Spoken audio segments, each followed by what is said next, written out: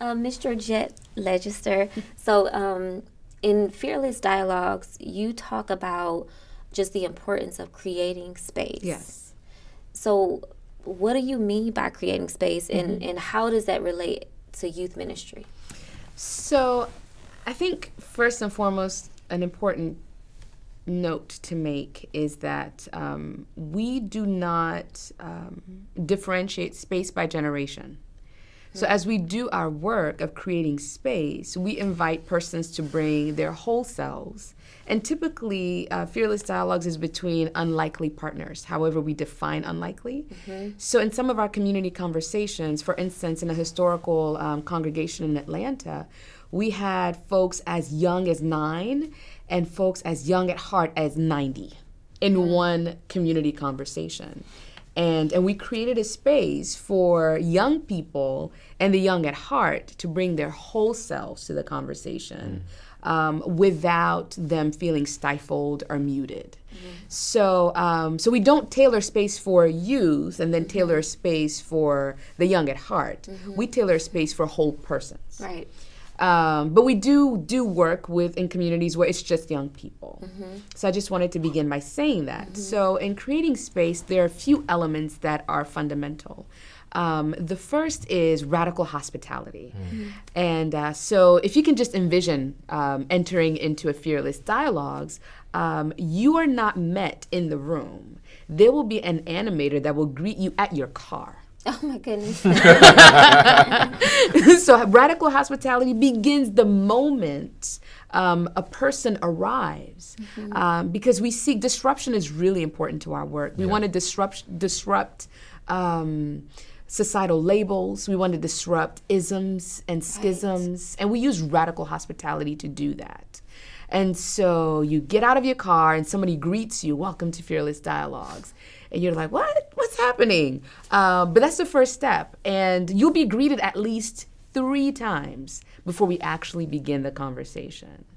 And before you enter into a room, there's already an experiment waiting for you, right? So the second element of our definition of creating space is artwork and music. 2 incredibly important elements. So when you enter into a space, you're greeted with music that may be familiar or unfamiliar, and you're greeted with artwork. So these are 2 media that enable people who are already kind of feeling a little bit leery about what's about to happen to connect in a way that could provide a sense of comfort for them. Because we're quite aware that what we're doing is disruptive, intentionally so. Yeah. But yet and still we want to offer people, a way to hook in. So they might hear a song they're familiar with while they're looking at a Black Lives Matter poster. And Greg can speak more to that in a little bit. And the next element that is really important to create the creation of space is the gift labels that we use. And I won't go into too much detail about that. You would have to get the book and read it. But we resist the use of name tags in our work. Because name tags, language defines and clarifies, but language also excludes and separates. I mean, it's the nature of language.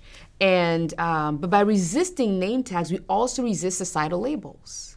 We're disrupting hierarchies. So for instance, if you were to come into a room, Dr. Sarah Farmer, and you were to encounter a single mother who never finished high school, there's automatically a hierarchy that's been created simply because of the 2 walks of life that you 2 are on. And so we instead invite people to identify themselves by their gifts. Instead of their name or station or social location. And the final element is there's typically a single poster for each community that we do Fearless Dialogues in. And again, we've worked with over 12,000 people. How many posters do we have now for each conversation? 60 maybe. Yeah, we're getting up there, right? And each of these posters are tailored to the generative issues or the generative themes of that community. And it's a way to invite people to engage in conversation in an artistic manner. But it's also a way for us to memorialize the work that we're doing. We're creating history here. That's right. And so that's what we do, radical hospitality, gift labels instead of name tags, music, art. And that's what we call creating space. That's how we create space for our community conversations.